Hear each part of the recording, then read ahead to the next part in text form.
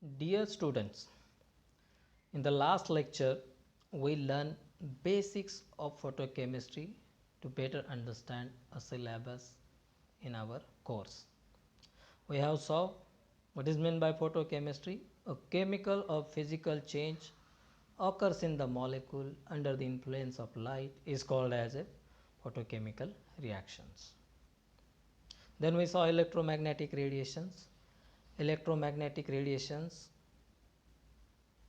are present in the form of light, which is a form of a energy.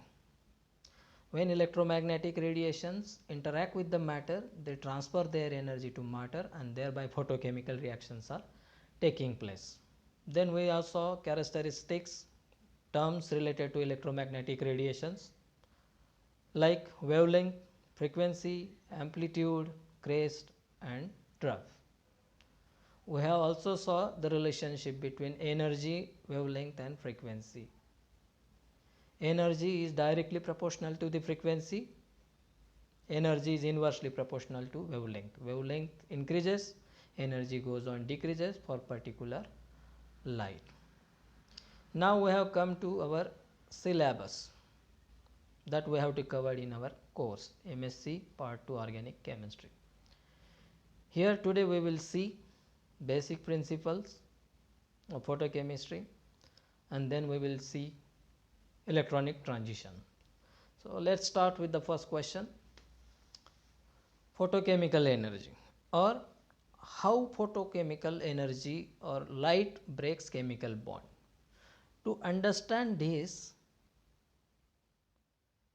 we will discuss here basics again, like when organic molecule absorb energy from the light, or when organic molecule or matter absorb lights, electrons in the ground state get excited to the higher energy level called as excited state. Sorry, electrons from the ground state get excited to next energy level called as excited state. Light absorbed by the molecules correspond to the particular wavelength, and from this wavelength you can calculate the energy of the light which is absorbed by the molecule. How? That I am going to tell you here. You can calculate energy of light which is absorbed by the molecule by using Planck's equation, which is E is equal to NhC upon lambda, where N is Avogadro's number having value 6.02 into 10 raised to power 10 raised to 23 photons per mole. H is a Planck's constant having value 1.58 into 10 raised to minus 34 calorie per second. C is the velocity of light having value 3 into 10 raised to power of 17 nanometer per second, and lambda is the wavelength of light in nanometer. So we already know the value N, H, C, and you are interested to calculate energy of light correspond to wavelength of the 254 nanometer. Put the values of N, S, C in this equation as well as the lambda that you are interested. Here you are end up with the value 112 into 10 raised to 3 calorie per mole. This value calorie per mole you can convert into kilocalorie per mole, which is 112.3 kilocalorie per mole. It means that when you are using a light of 254 nanometer wavelength, you will get the energy of 112.3 kilocalorie per mole from that light. I am repeating, you will get energy of value 112.3 kilocalorie per mole. A light of a light correspond to 254 nanometer wavelength. In simple word, a light up to 54 nanometer wavelength will provide you 112.3 kilocalorie per mole. Now, what is the significance of this number 112.3 kilocalorie per mole? Because basically our question was how light breaks chemical bond, and this value will tell you how light breaks chemical bond. This is because this value is correspond to similar to energy required to break covalent bond present in the molecule. You will understand better in this slide. See these tables: bond, CH bond, CO bond, CC bond, CCl bond, ClCl bond, OO bond. These are the bonds which are very common, which are mostly found in organic molecule. These are covalent bonds.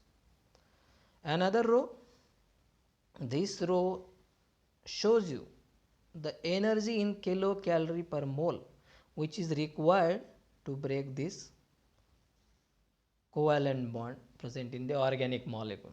For example, CH covalent bond requires an energy of 95 kilocalorie per mole. It should be noted here the values are corresponding to a pure covalent bond. We have not considered here that they are present in the particular molecule. We have considered them in the pure state.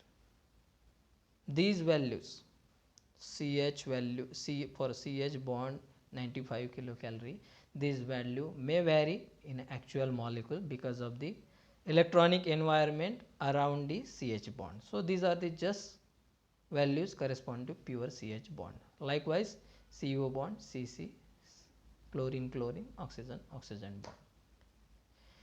Important point is that we are going to discuss here is the values varies from 35 to 95 kilocalorie per moles, and this energy can be achieved, can be compensated by the source of light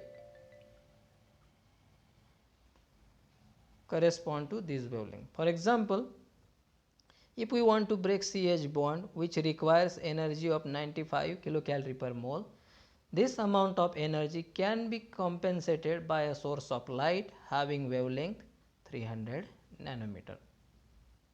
As we have already calculated, we have taken example of 254 nanometer in the previous slide. 254 nanometer of wavelength of light will provide you 112 kilocalorie per mole. Similarly, 300 nanometer wavelength of light is sufficient to provide 95 kilocalorie per mole of energy required to break CH bond. Similarly, you can describe CO, CC, Cl, Cl, OO bond. The important point is, or bottom line of this table is, you can break most of the covalent bond like CH, CO, CC, Cl, OO by using energy 35 kilocalorie per mole to 95 kilocalorie per mole, and this energy can be achieved from the wavelength 300 nanometer to 820 nanometer. This wavelength range 300 to 800 nanometer, it is in the range of, or it is in the spectrum of UV visible, and therefore UV visible region is important from the photochemical point of view. Now you might have understood the first question answer, how light breaks chemical bond, and second one, how UV visible region is important for photochemical reactions. Okay. So we have understood particular wavelength correspond to particular energy required for the breaking of covalent bond present in the molecules. Now we will understand a light, particularly in the range of 200 to 800 nanometer UV visible range, is responsible for the photochemical reactions. With this prerequisite knowledge, you can perform a photochemical reaction. Every time it is not possible, light of each wavelength can break the photochemically a molecule. You need to perform some earlier experiment. For example, if I want to activate a molecule, X molecule, I should know where it will absorb a maximum light, called as a lambda max. For that purpose, you have to actually, before going to the experiment or before going a molecule photoactivation, you cannot pass each and every light on the molecule and it become photoactivated. No. First, you have to determine the lambda max by performing actual UV visible study, UV visible spectra of that molecule, by getting UV visible spectra of that molecule. From the experiment of UV visible study, you will come to know the lambda max, means that particular wavelength molecule, that particular molecule will absorb maximum light, and from the knowledge of lambda max, you will pass a light on that molecule and then you will perform photochemical experiment. Okay. So here the wavelength of light you will determine from the UV visible spectra.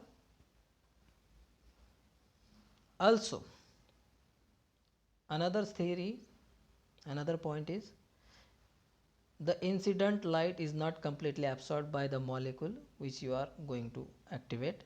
Only fraction of the light is get activated, and that fraction of the light absorbed by the molecule you can calculate by using Beers-Lambert's law. Mathematically it is expressed as A is equal to nu Cl, where A is a absorbance, nu is a molar absorptivity, C is a concentration in moles per liter, and L is the length of the tube in centimeter.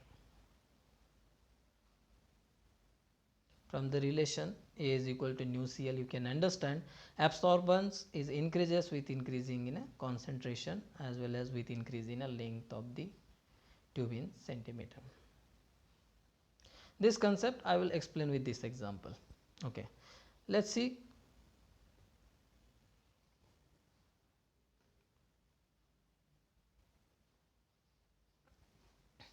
This spectrum on the screen, alpha beta, and I want to activate alpha beta unsaturated aldehyde, this one, using light. So what I will first do, I will take a UV visible spectra for this molecule, and I understood from the spectra the lambda max for this alpha beta unsaturated aldehyde is 395 nanometer. Now I will take this molecule for photochemical activation. Under simple word, now I will perform a photochemical reaction on these molecules. From the UV visible spectra, I know this molecule absorb light, maximum light. This molecule absorb maximum light at 395 nanometer wavelength, and therefore I will use a source of light for the activation of this molecule, which is going to provide a light of 395 nanometer wavelength. Okay. This is the table which is a reference for you, which shows different functional group absorbed at a particular lambda max. For example, alkenes normally absorbed lambda max near to 200 nanometer.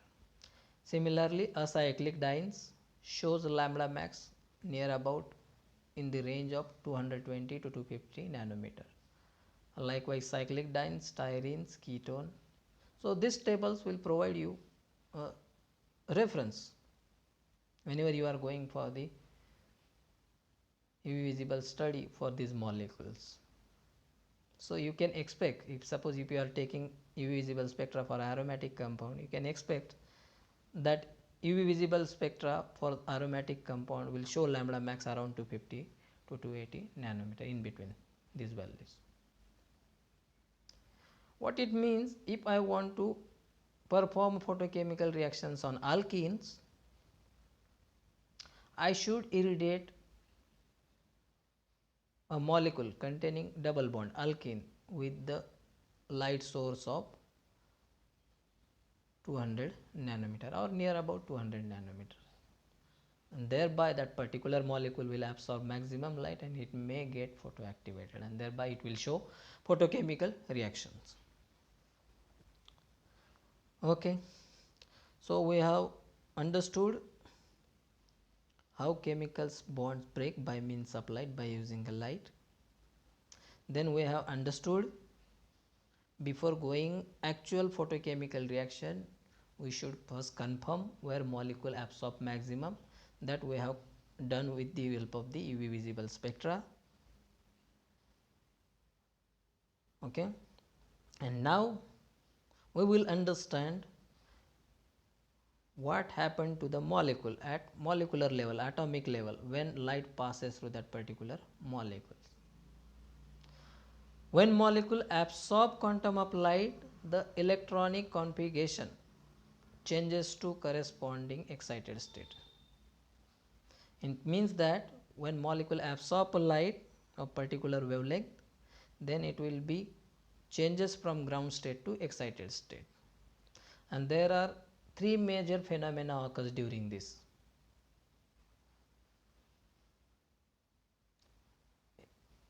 One is the excitation promotes an electron from ground state to the excited state, or in another word, precisely, electron gets promoted from filled orbital to an empty orbital, and in most of the cases these orbitals are HOMO-LUMO. Promotion of electron from HOMO, highest occupied molecular orbital, to empty, lowest unoccupied molecular orbital takes place. So this is first phenomena occurs during electronic transitions, that electron get excited from HOMO to LUMO. Second one is, during the electronic transition only electrons are reorganized or only electrons are organized. No atoms are changes, no shifting or reorganization of atoms is taking place. Only electrons are changed during this electronic transition. And the third one is, during the electronic transition there is no inversion of spin. The spin inversion is not allowed. Spin inversion is, or spin of the particular system is conserved during the excitation. Basically there are, or mostly, commonly there are three types of the electronic transitions. First, transition involving pi, sigma and n non-bonding electrons. Second, transition involving charge transfer electron. And third, transition involving d and f electrons. Here I want to convey one point, I want to discuss one point, that UV visible spectra is broad because of electronic transitions overlap with the vibrational and rotational transition. Means that if I ask you question, why UV visible spectra is broad, it's not like a, or UV visible spectra is not giving sharp lines, it is a broad. If you can see in this diagram, it is broad, it is not a sharp It is not giving sharp lines or like this, it is giving a broad speak. The question is why UV visible spectra is broad, and the answer is, we are talking here about electronic transition, but here it should be noted that during electronic transitions, along with the electronic transition, the atoms of molecules are vibrate, atoms of molecule rotates, and therefore they shows the corresponding, means vibration of atom shows corresponding vibrational peak, vibrational spectroscopy, as well as rotation of atoms in the molecule shows rotational spectra. So at a time, even though we are talking about the electronic transitions, but along with the electronic transition there is a vibration as well as rotation of the atoms in the molecule, and the corresponding peaks also appears in the spectra of that particular molecule. So basically, even though you are taking UV visible spectra which is due to the electronic transitions, but along with the electronic transitions, vibrational as well as rotational levels also get merged with the electronic transitions, and therefore UV spectra is a broad. Okay. These vibrations and rotations have a discrete energy levels which can be considered as being packed on top of the each electronic energy levels. So basically, if I want to show you the electronic energy level, and on top of the electronic level there are vibrational level as well as on vibrational there are rotational levels, and therefore the UV spectrum becomes broad. Okay. As we saw, commonly three types of electronic transitions occurs: transitions involving pi, sigma, n electron, transition involving charge transfer, transition involving d and f electron. Here we will discuss transition involving pi, sigma and n electrons.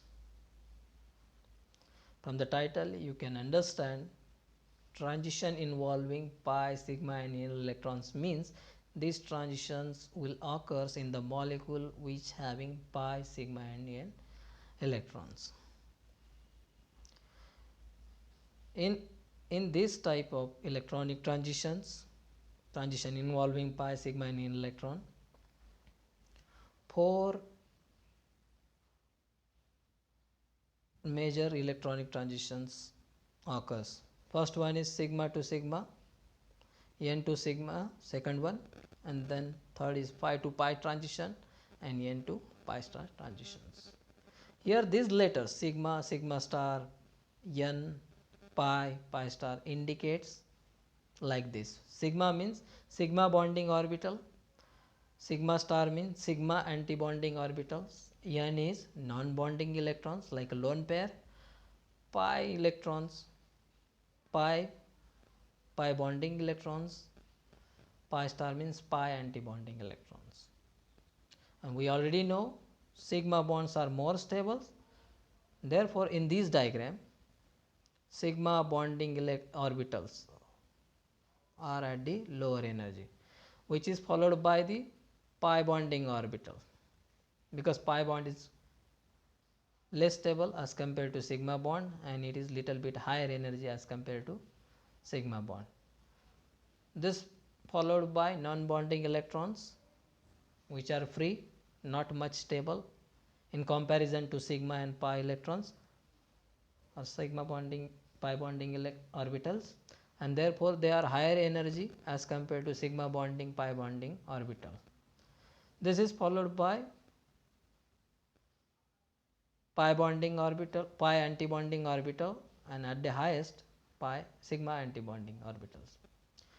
If you see the diagram, this diagram, the distance or the energy gap between sigma to sigma bonding orbital to anti-bonding sigma orbital is highest. Then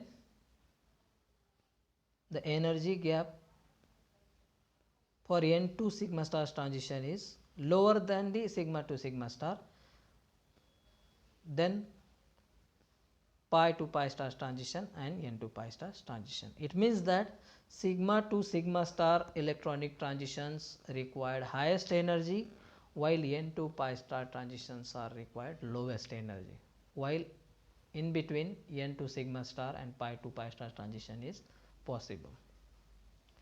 Next question is where these electronic transition can be observed. The name sigma to sigma star indicates, gives some clues where this electronic transitions is occurs.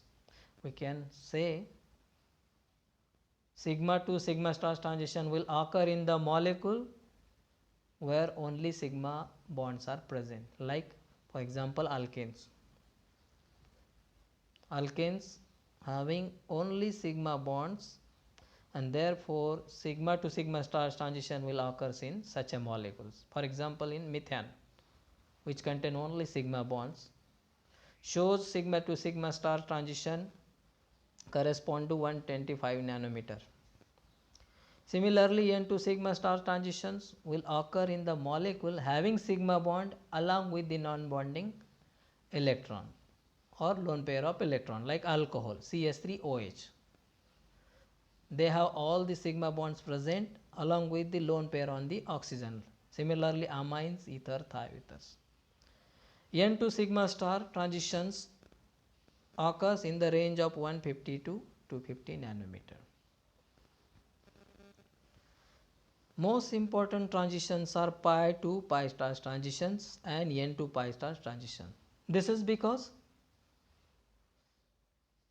energy required for pi to pi star transition and n to pi star transition is low as compared to sigma to sigma star transition and n to sigma star transition.